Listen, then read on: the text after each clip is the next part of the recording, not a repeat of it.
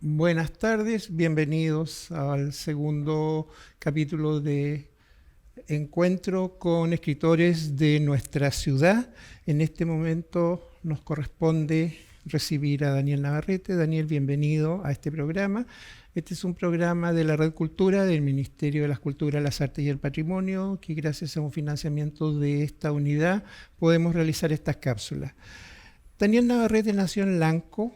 Es periodista de la Universidad Austral de Chile, magíster en prensa escrita de la Pontificia Universidad Católica y coautor de los libros Sueños que se vuelven música, el 2009, sobre la orquesta del Centro Integral de Familia y Niños IFAN, para menores en situación de vulnerabilidad, el Campamento Musical Marqués de Mancera, La Memoria 1994-2015, en ediciones del año 2012 y 2016, y 60 historias del terremoto del año 60, que el libro se llama 22.05.60 del año 2021, y tiene para diciembre de este año, ¿no es cierto?, réplicas, historias del gran terremoto. Estos libros son con Verde Vivo en coautoría con Daniel Carrillo. Daniel es periodista del Diario Austral de la región de Los Ríos, tiene 10 años de experiencia y ha sido profesor colaborador de la Escuela de Periodismo de la Universidad Austral de Chile. Escribe con frecuencia en publicaciones especializadas en arte y cultura, es columnista de libros y miembro de la plataforma Qué Lindo Leer, de promoción de la lectura y la escritura creativa. También integra Surcultura, Red de Espacios Gestores Culturales del Sur de Chile y Fundación CIFAN. Daniel, bienvenido a este encuentro. Mi primera pregunta, ¿de dónde nace el interés por las comunicaciones de las artes, la cultura y el patrimonio?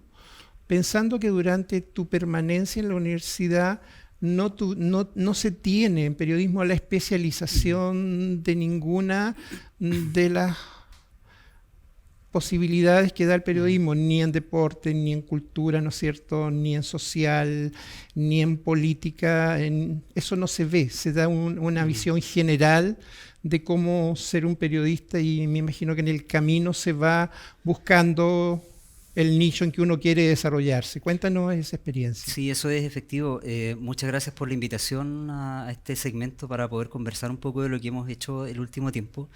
Y efectivamente la formación académica, al menos en la Universidad Austral y en el periodo que a mí me correspondió estudiar o que yo estudié acá en Valdivia, había una formación académica que era bastante, yo diría, incompleta en algunos sentidos de la especificidad. Y uno de ellos tenía que ver claramente con la idea de escoger algunos segmentos o temas o géneros que a uno le parecieran atractivos como campos laborales a posteriori, digamos.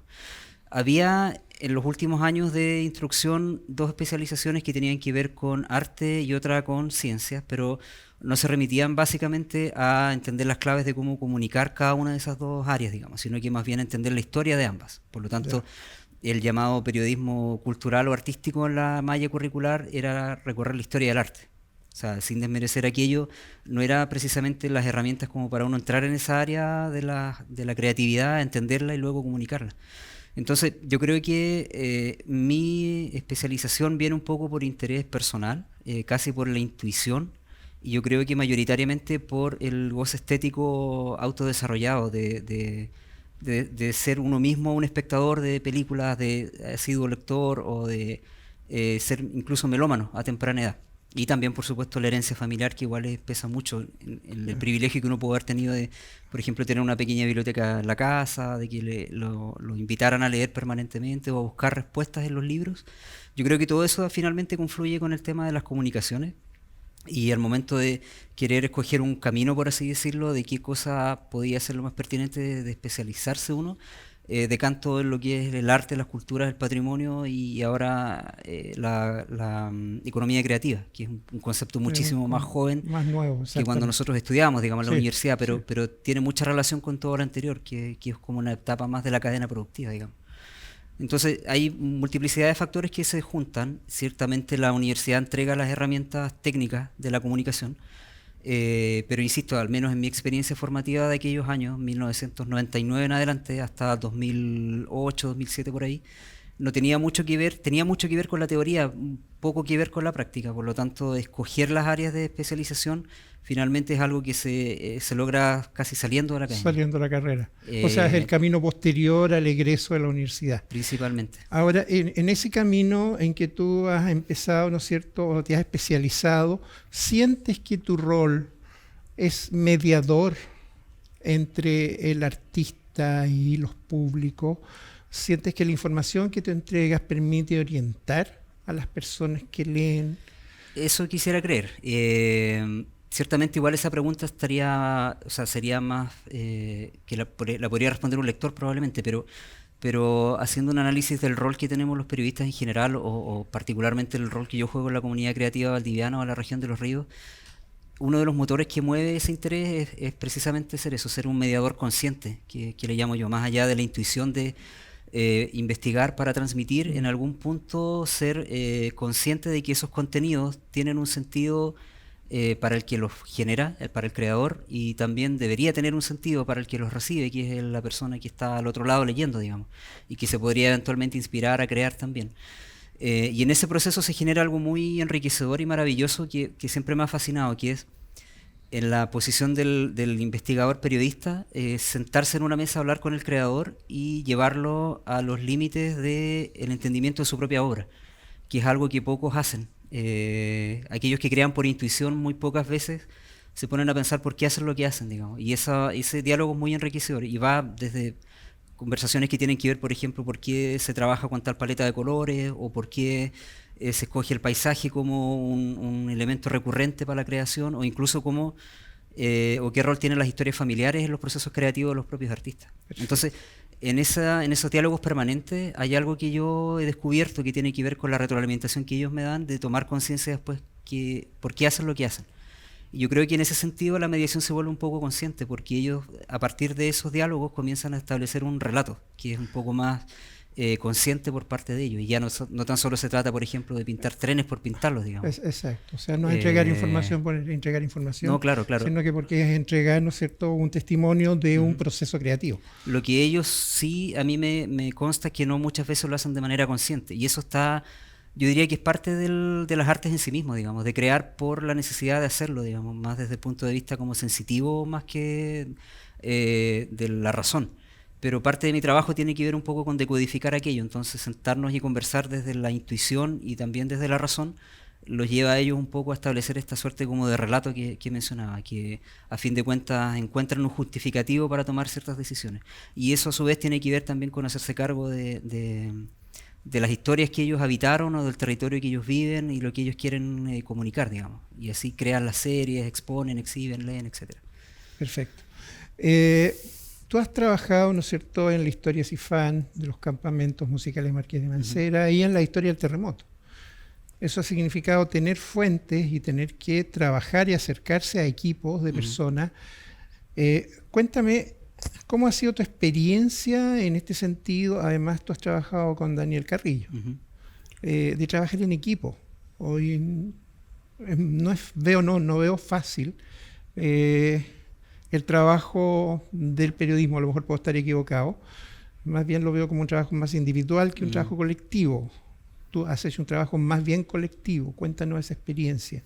En general ha sido una experiencia de descubrimiento y de abrir caminos, creo yo, en varios aspectos. El primero es tratar de hacerse cargo de esta falencia de la comunicación de las artes, las culturas y el patrimonio, digamos, porque no existe una especialización como tal.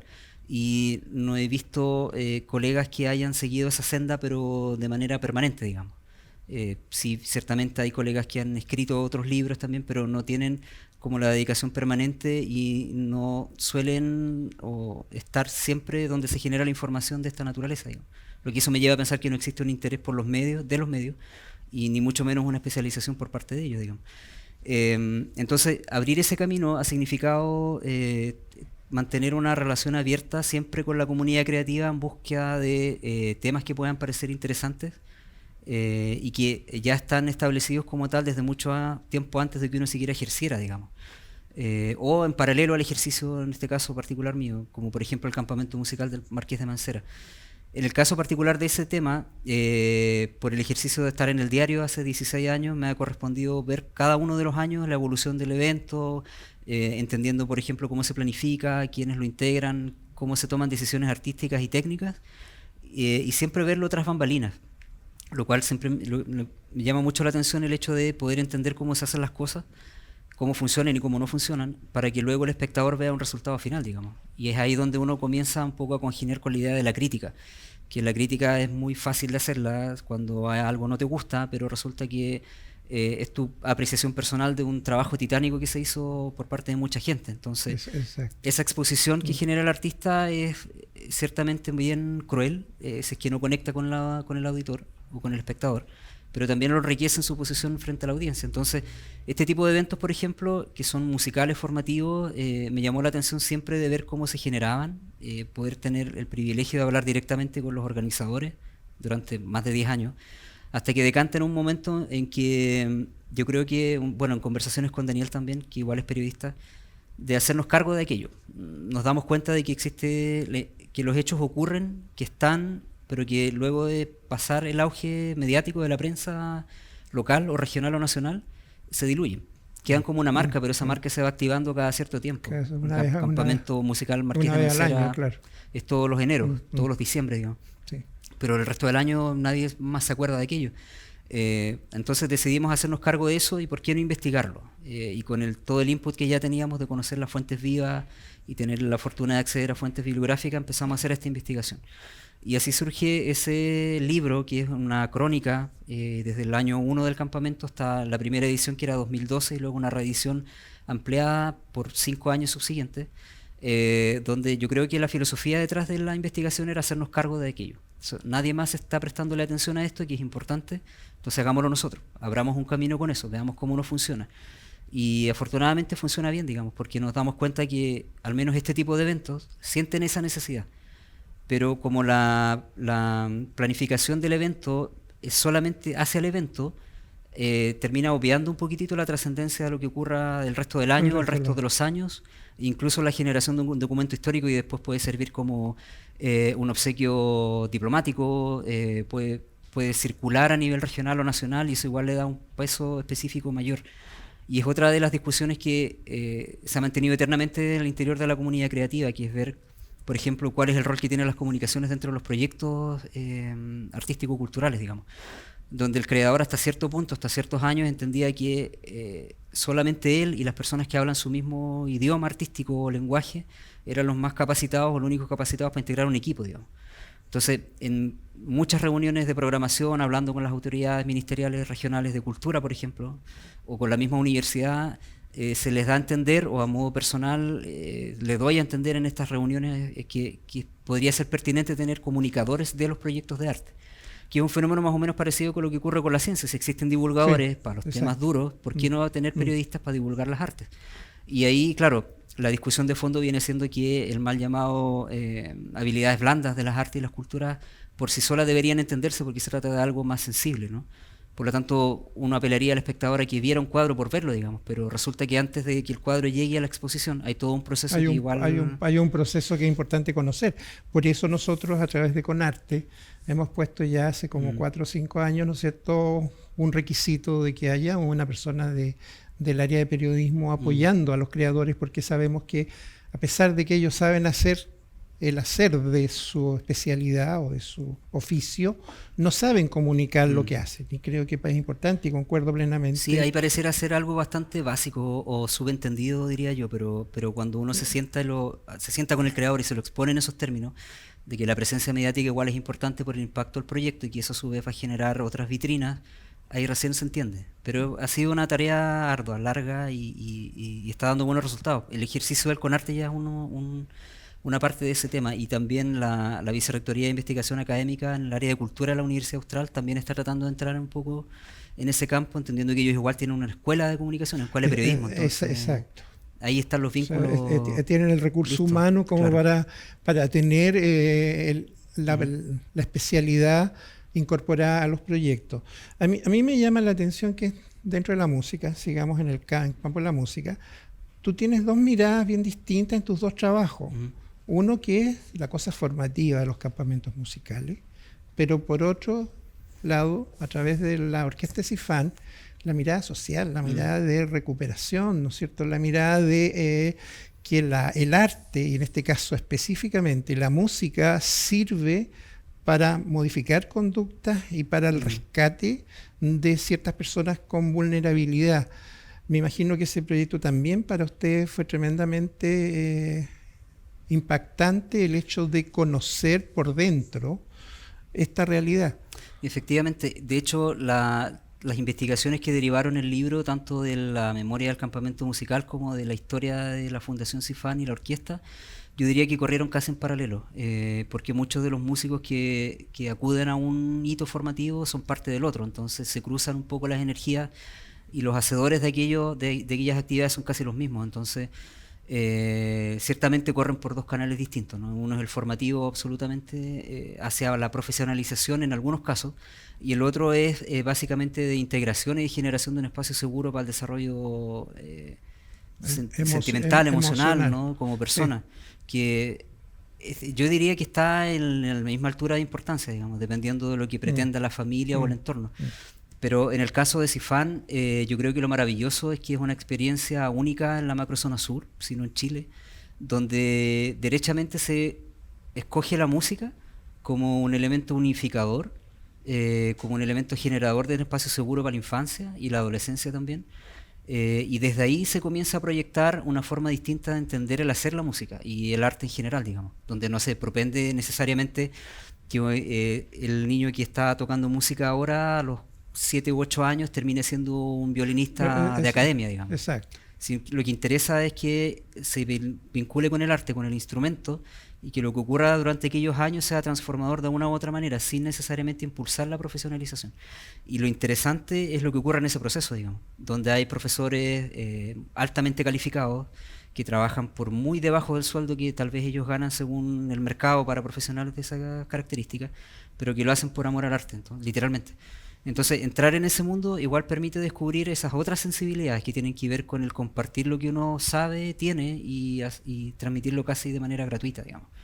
Y las transformaciones que se producen ahí entre medio igualmente son fascinantes porque uno por fuera, volviendo a lo que conversábamos hace un rato, ve el producto final, digamos. Exacto. Que es un concierto. Sí. Y uno lo aplaude, lo entienda o no lo entienda, pero siente que el concierto es el término de un proceso muy largo.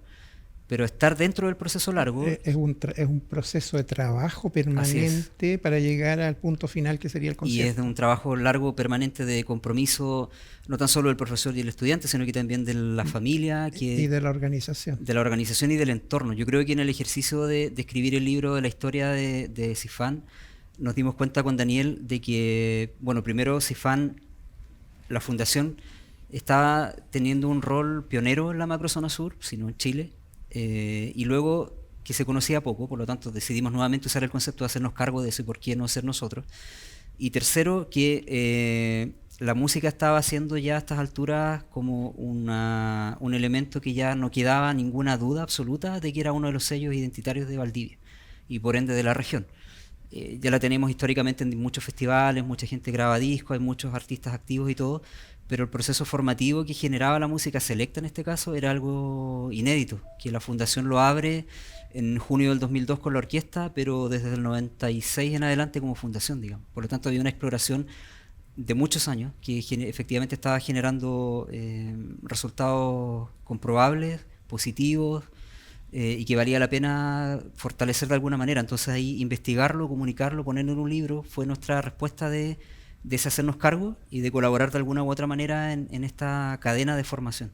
Y claro, eso nos llevó posteriormente a colaborar en otros proyectos y hacernos cargo de las comunicaciones en algunos, y estar siempre pendiente de lo que hace la institución, digamos, que no es menor en términos formativos. Sí, uno tiene que valorar, ¿no es cierto?, los esfuerzos que se hacen en el área de la cultura, que muchas veces no tienen la visibilidad que uno quisiera. Bueno, tú hiciste un salto entre lo que era la música, que era como parte de tus primeras investigaciones, a pasar un poco a la historia, pero a la historia a través del testimonio, con 60 historias, ¿no es cierto?, del terremoto de 1960. el 220560. Cuéntanos, debe haber sido sorprendente encontrar tantas personas con historia, tantos testigos del terremoto del 60, aunque ha pasado ya 60 años. Todavía hay mucha gente que tiene el terremoto en una etapa de su vida, tanto de joven, de niño o de adulto, que tienen testimonios que son muy valiosos. Cuéntanos cómo fue ese desafío de rescatar ese testimonio antes que se vayan perdiendo, porque lamentablemente la historia testimonial en Chile se pierde muy rápido. Sí, ocurre más o menos parecido con el interés por la música y el arte en general, primero. Y esto ya es como abrir un camino hacia lo patrimonial, siempre ligado al territorio. Dicho sea de paso también que es la cuarta colaboración con Daniel y una quinta que se estrena este año 2021, diciembre, que es la continuación de este libro, donde a estas alturas congeniamos en muchas cosas, en muchas ideas y en muchos intereses. Y el hecho de investigar el arte, la cultura y el patrimonio es uno de ellos, digamos. Y por supuesto generar documentos para las nuevas generaciones también es otro, casi por añadidura, diría yo. Entonces, en nuestras conversaciones, casi por naturaleza, digamos, siempre nos planteamos qué hacer ahora. Siempre hay una inquietud de qué hacer ahora. Ya investigamos esto, da para más, lo dejamos reposar, ¿qué hacemos ahora? Y siempre tuvimos el tema del terremoto en nuestro inconsciente. Yo nací en Lanco, estudié y vivo y trabajo ahora en Valdivia, y Daniel nació en San José de la Mariquina y lo mismo. Estudió y ahora trabaja en Valdivia. Y escuchamos de nuestros abuelos y de nuestros papás la clásica historia de nuestros coterráneos, terremoto y una fecha, 1960. Entonces, siempre crecimos con aquella inquietud de saber qué era eso, más allá del significado que tiene la palabra y la emocionalidad que implica en quien lo vivió, digamos. Entramos a la universidad con el mismo camino, escuchando aquello, en las conmemoraciones anuales de la catástrofe, lo mismo, pero nunca nos llegamos a involucrar tanto como ahora, digamos. Hasta que, claro, los dos tuvimos la posibilidad de trabajar en el mismo medio de comunicación y nos correspondió ya empezar a entrar de lleno en esa historia, entrevistando a los sobrevivientes para las conmemoraciones. Y ahí uno comienza a armar un puzzle distinto, que tiene que ver un poco con tratar de terminar con aquella ficción que uno tenía de lo que eventualmente pensó que había ocurrido versus lo que realmente había pasado. Pero claro, en un testimonio de un sobreviviente, digamos, que podía ser creíble o que después de 60 años ya estaba un poco trastocada esa memoria. Entonces comenzamos en esas conversaciones iniciales de hace, no sé, 10, 11 años a descubrir pequeños datos que nos parecían extraordinarios. Probablemente muy poco comprobables, digamos, pero que eran parte de la mitología del territorio. Una mitología bien contemporánea, de hace 60 años, que uno convive con ello porque es parte de la identidad, pero nos empezamos a dar cuenta que la fortaleza de ese testimonio estaba precisamente en el sobreviviente, y no más allá de eso. Por lo tanto, había que ir al sobreviviente para enterarse de aquello, digamos. O, si te interesaba el tema, ir a buscar un libro especializado y investigarlo, o leerlo. Y ahí descubrimos otra cosa que pudiese parecer de perogrullo, pero aquellas publicaciones eran demasiado especializadas a nuestro gusto. Había que ir a los catálogos de la Universidad Austral para encontrar un par de libros de académicos que ya nos parecían de lectura muy pesada, con datos muy duros y lisa y llanamente muy técnicos.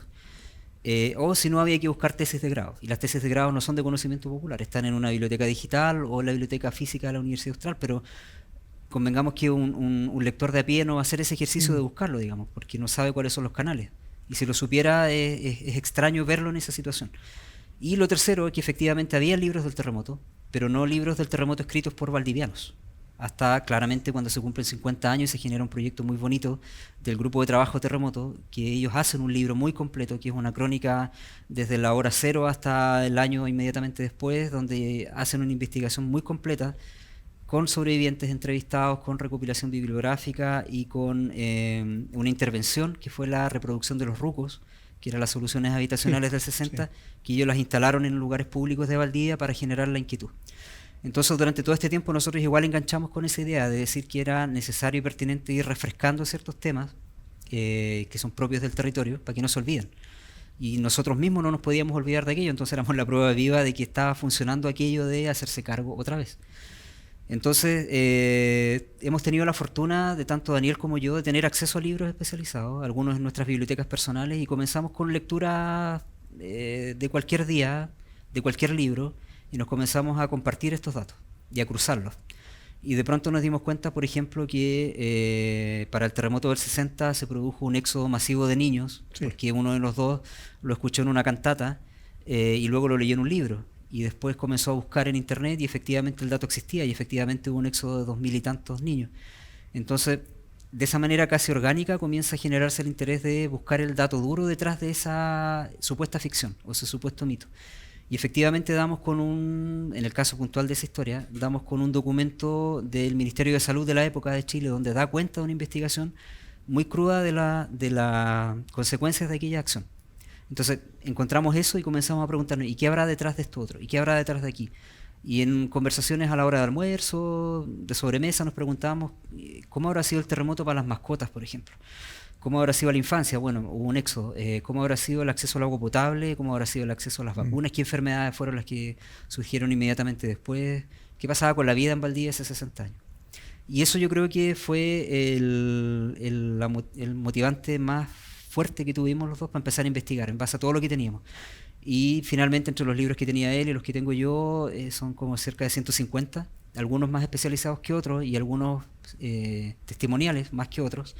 Y empezamos a decantar lo que a nosotros nos parecía interesante.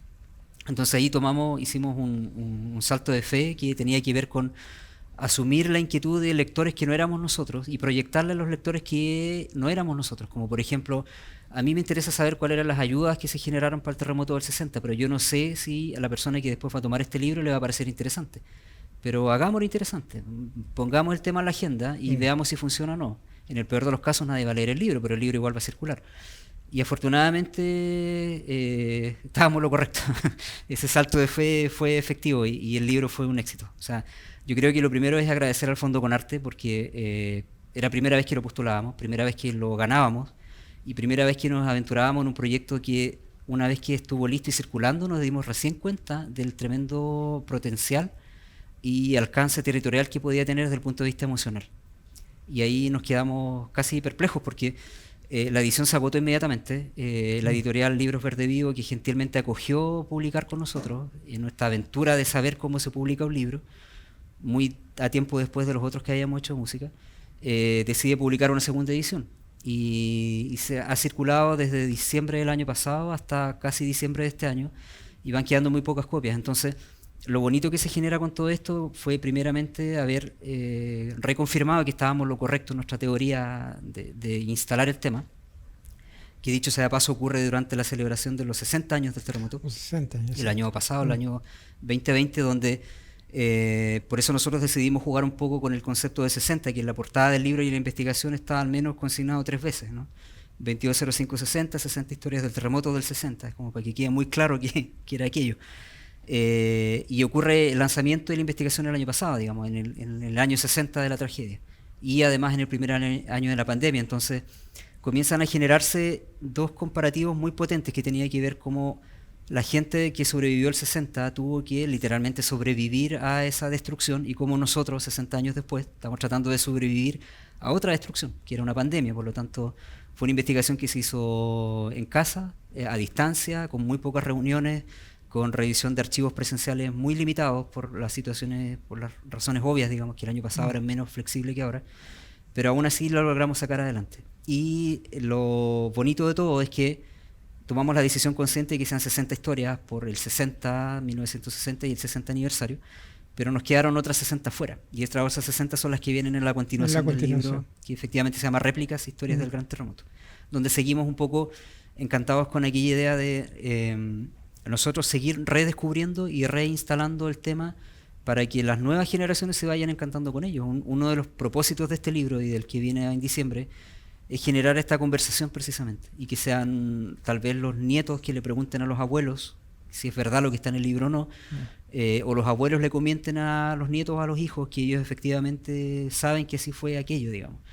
Y el feedback que hemos tenido de algunos lectores va un poco en esa línea. Y se les ha activado la memoria de manera casi automática. Y nos escriben para aportarnos con otros datos y quieren ser entrevistados, quieren preguntar dónde está el libro. Así que eso para nosotros ha sido maravilloso, o sea, como cerrar un poco el ciclo, o dejarlo abierto probablemente, este círculo de memoria permanente, e insistir en el tema aquel de los libros de música, como de hacernos cargo de un tema que no nos correspondió vivir, pero que está en nuestro ADN, y que por qué no, desde el lenguaje del periodismo, en este caso desde el formato de la crónica periodística, tratar de hacer amable algo que no es amable desde ningún punto de vista, que es la destrucción. Pero que se puede matizar ciertamente, ¿no? Con datos duros, con todo aquello que seguramente alguien pensó que era impensado de ocurrir o que ocurrió. Y claro, todo aquello estaba en esos libros especializados que hablábamos inicialmente y en las tesis de grado, y en las tesis de posgrado, y en documentos originales de la época que están en alemán, por ejemplo, u otros que son las transcripciones de las reuniones del Congreso en Valparaíso posterior a mayo de 1960, que son muy, pero muy reveladoras en muchos aspectos, incluso en algo que a nosotros nos sorprendió muchísimo, que yo creo que nadie habría pensado que el terremoto del 60 que ocurre en Valdivia tiene una relación directa con Colonia Dignidad. Y eso es un dato que lo revelamos en el segundo libro, o sea, podemos abordarlo ahora, pero es una cosa que tal vez uno pensaría que sin terremoto no hubiese habido Colonia Dignidad, y no llega por Schaeffer a Chile. Entonces, ahí nos damos cuenta de que estos datos no están dispuestos en la historia de la humanidad por un azar. Y si así fueron, son azares muy poderosos, entonces generan una transformación social muy potente. Y cuando comenzamos a descubrir eso y a hacernos conscientes de eso, es cuando el libro y la investigación toma mucho más peso. Y ahí se vuelve parte de nuestro relato, digamos. O sea, ¿por qué investigar el terremoto? Por todas esas razones. Exacto. O sea, bueno, yo creo que las historias y las crónicas de las vidas de las personas hoy día están mucho más validadas y son mucho más importantes para construir una historia global que las historias oficiales. Porque las historias oficiales están miradas desde el mundo de la autoridad, no están miradas desde el ciudadano. Yo creo que ese es un tremendo valor de tu libro. Aquí lo interesante igual de este ejercicio y de los ejercicios de los libros anteriores tiene un poco que ver con el atrevimiento de investigar para publicar, o si no simplemente por el ánimo de investigar para generar una circulación de ese conocimiento. Porque en mi generación por lo menos aún entendía que el que investigaba era el historiador, ¿no? La persona que tenía las herramientas para saber cómo hacerlo, digamos. O el antropólogo o el arqueólogo, si uno lo quiere llevar hacia el campo del patrimonio, o el restaurador. Pero el periodismo tiene esas herramientas de investigar que ciertamente pueden ser utilizadas para estos temas que nos pertenecen, digamos. Y así como se han escrito muchos libros sobre el periodo del golpe en Chile, los derechos humanos o tragedias más recientes. Y dentro del periodismo está aquella mirada que tiene que ver con que la no ficción igual se puede transformar en un tema literario. Entonces, y atractivo. Claro, y el desafío está en saber cómo escribirlo, digamos, pero eso queda ya a juicio más de los lectores. Sí, una pregunta, yo leí el libro, cuéntame en la segunda parte.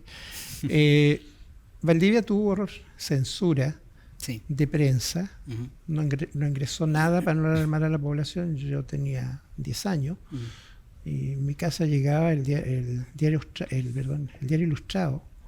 Mi abuelo estaba suscrito durante un par de meses, no llegó al diario de Santiago. No llegó el VEA, o sea, fue una burbuja. ¿Eso está mencionado en alguna de tus historias? Sí, de hecho la censura está en este libro igual y lo tocamos en la continuación a propósito de dos hitos que son fundamentales, creo yo. El primero era la forma en que la autoridad oficial, el intendente de esa época, comienza a informar a Santiago sobre la gravedad del suceso. Y está en los libros de historia, y nosotros lo rescatamos de ahí también desde los testimonios de sobrevivientes, de que por las razones que solamente ellos entendían como autoridad, se comunicaba a Santiago que no había sido tan destructiva la tragedia. Y de hecho lo graficaban con decir que por lo menos habían 100 personas afectadas, damnificadas, ni siquiera hablaban de muertos.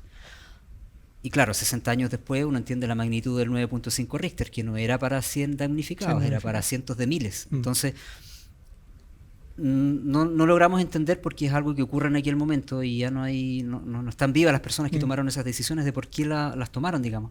Pero probablemente era un signo de sus tiempos. A lo mejor había que calmar a la comunidad, bajar un poco la gravedad del asunto y decir simplemente de manera muy irresponsable que no era tan grave lo que estaba pasando. No era tan grave lo que pasaba.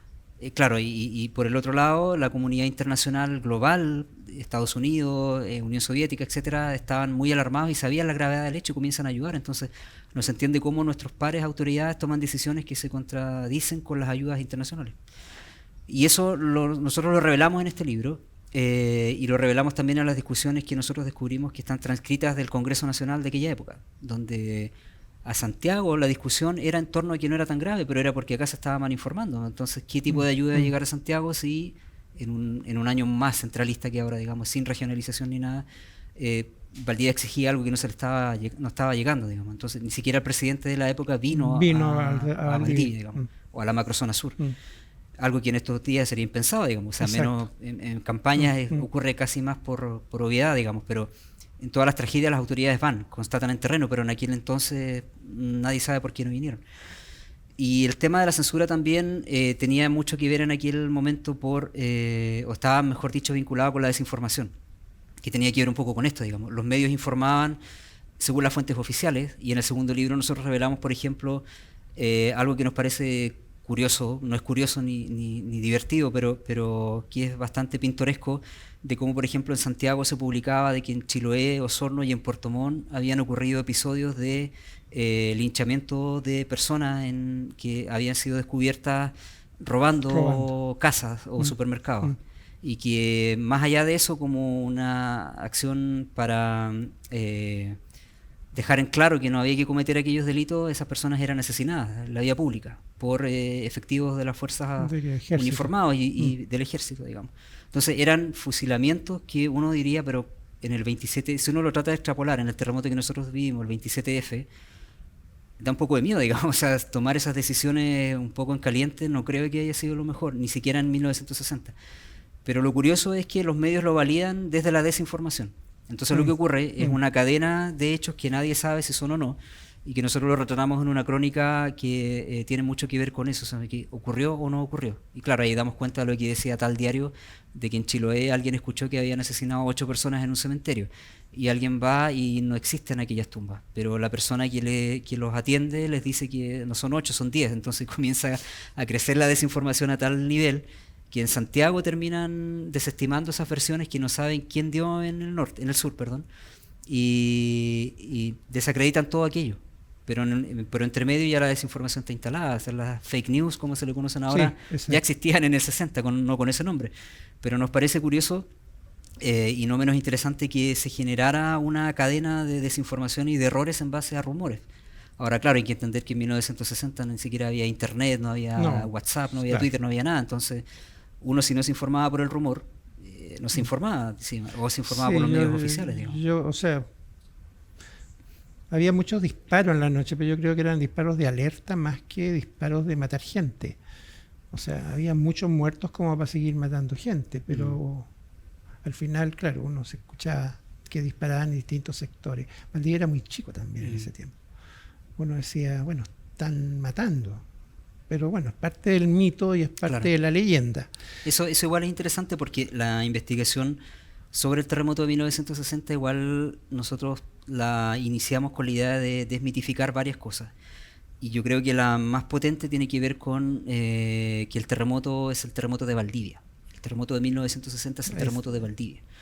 Y nosotros sostenemos que no es así. No. Por las circunstancias, finalmente es Valdivia la que termina en las primeras planas, es la que termina siendo fotografiada por un veterano de guerra que estuvo fotografiando el día D, luego vino a Valdivia, se publica en la revista Time y sale a todo el mundo, digamos. Pero Valdivia ya tenía un camino recorrido en el posicionamiento turístico geográfico, que yo creo que la hace merecedora de abrazar la tragedia como si fuera de ella, digamos. Pero ocurre desde Concepción el día anterior hasta Ancud, Chiloé. Claro, Chiloé. Y la placa se hundió en ese tramo.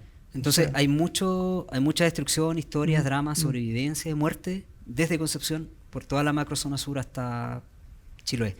Por lo tanto, que solo sea de Valdivia, a nosotros ya nos parecía algo como muy arrogante, pero que la historia lo validó como tal. Entonces nosotros, en ese salto de fe, decidimos hacernos cargo de eso y decimos, oye, nuestro relato tiene que ver con eso, no es nuestro.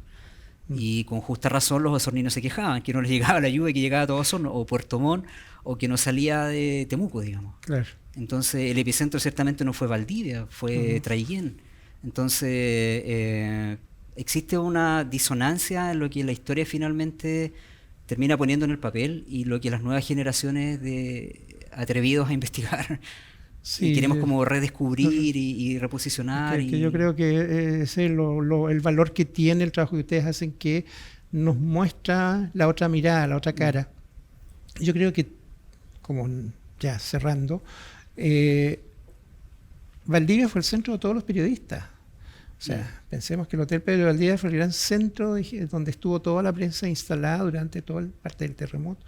Entonces todo se transmitía desde acá, por lo tanto era lógico asociar a la ciudad con el centro, dejando un poco de lado que era una franja muy grande de nuestro territorio que sufrió esta tragedia. Antes de cerrar, Daniel, bueno, yo creo personalmente que hay una deuda con mucha gente que trabajó en el terremoto, con los paleros del Riñihue, con la gente anónima que trabajó y se vino a Valdivia de hecho, ¿no es cierto? Tuvimos la posibilidad de tener una gran cantante argentina radicada en México que vino a Valdivia a cantar por un día, cosa que en esos tiempos era impensado. Yo creo que esa deuda tenemos que saldarla y creo que tu libro es parte de eso. Para cerrar, me gustaría que nos leyeras un par de historias, como para que las personas que ven esta cápsula puedan ver, ¿no es cierto?, y entusiasmarse por leer este libro testimonial, que me parece un tremendo aporte a nuestra historia contemporánea. Sí, bueno, del libro 220560, 60 historias del terremoto del 60, hay varias historias que a mí personalmente me gustan, pero la que más me llama la atención es aquella del éxodo masivo de niños y jóvenes, por la carga emocional que tiene de haber empujado la educación y la generación de una generación rota en el sentido del desplazamiento. Ciertamente hubo personas que no se fueron, digamos, y otras que sí, y lo interesante de todo aquello es cómo 60 años después o al tiempo inmediato después procesan aquel estresor, digamos. Algunas personas que nosotros logramos entrevistar nos hablaban de que aquí el viaje a la región metropolitana o a la quinta región, Valparaíso principalmente, fueron unas grandes vacaciones, alejados de la tragedia, digamos, grandes vacaciones donde podían tener 4 comidas diarias, ropa nueva, acceder a servicios higiénicos en condiciones normales que en Valdivia no ocurría. Mientras que los que se quedaron acá defienden la opción de haberse quedado acá por un tema familiar, digamos, era apoyar al papá, a la mamá, estar con los abuelos, fue y sigue siendo la mejor opción, digamos, no haber, entre comillas, arrancado de la tragedia. Pero no nos deja de parecer curioso cómo en el transcurso de las historias personales finalmente cada cual decide contar la historia de su punto de vista bien particular. Y esa es precisamente la historia que a mí más me gusta del libro, una de las que más me gusta, y en el libro nosotros le hemos titulado Adiós a los niños. Y dice así: entre el 7 y el 10 de junio, la barcaza Izaza y los cruceros O'Higgins y Pratt fueron las naves protagonistas de una masiva evacuación de damnificados del terremoto en Valdivia. En sucesivos viajes trasladaron a 1.942 personas hacia Corral y desde ahí a Valparaíso. La Fuerza Aérea hizo lo propio evacuando a 4.415 heridos y enfermos a los aeródromos de La Chamisa, La Paloma y El Tepual, para luego ser llevados a diversos centros asistenciales de la capital. La ciudad no estaba en condiciones de ser habitada y era un riesgo, principalmente para los niños. Por ello, las autoridades asumieron el compromiso de sacar de Valdivia a todos quienes fueran menores de 17 años de edad. Sus nuevas residencias serían familias de acogida, casas de conocidos, hospitales, parroquias, iglesias y regimientos. El Círculo Valdiviano de Santiago fue una de las instituciones que recibió a los pequeños en su nuevo destino. De esta forma, cientos de menores iniciaron una nueva vida forzados por las circunstancias. Algunos habían perdido a sus padres, otros debieron partir simplemente por el riesgo que implicaba seguir en un lugar que, además del terremoto, sentía muy latente la amenaza del lago Riñihue. En el informe sobre colocación de niños damnificados trasladados de la zona sur a la provincia de Santiago, emanado por la Autoridad de Salud de la época, se consigna la llegada de al menos 2.030 niños y niñas a la capital. En el grupo había 6 huérfanos de la localidad de Peulla, de Puerto Varas, y solamente 16 terminarían evidenciando problemas conductuales por haber sido alejados de sus familias. La solución para ello fue entonces derivarlos a la casa central del Consejo de Defensa del Niño. En su momento, dejar a Valdivia sin niños parecía ser la idea más sensata. Sin embargo, hubo críticas a lo desafortunado que podría resultar el desapego emocional en medio de una crisis que demandaba mucha contención. Así, profesionales de la Sociedad Chilena de Salubridad hablaban de riesgos, como por ejemplo neurosis y desadaptación social. La curiosa historia de cómo Valdivia se quedó sin sus niños inspiró al grupo musical Antares, quien rescató este hecho en la cantata Valdivia, años 60, Memoria y Relatos de nuestra historia. En ella se puede escuchar la canción Ciudad sin niños. La obra fue estrenada en 2010 y un año más tarde se grabó en un disco.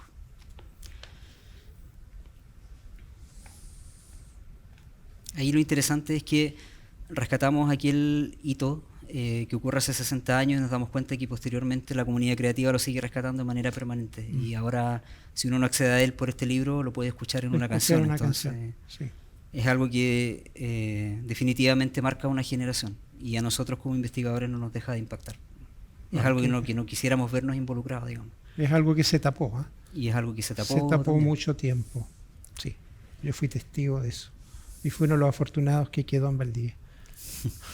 Gracias, Daniel, por poder conversar en este encuentro y solamente esperar la próxima llegada del segundo volumen, que yo creo que va a ser tan entretenido y tan ameno como el primero, y espero y te deseo que sea un gran éxito, porque si ya 2 ediciones están completamente vendidas, quiere decir que es un tema que hoy día convoca mucho interés. Te agradezco que te hayas dado el tiempo de compartir con nosotros, y con esto, ¿no es cierto?, cerramos esta cápsula donde Daniel Navarrete nos compartió como escritor, como periodista, parte de su trabajo en este proyecto que está financiado por el Ministerio de las Culturas, las Artes y el Patrimonio. Buenas tardes a todos.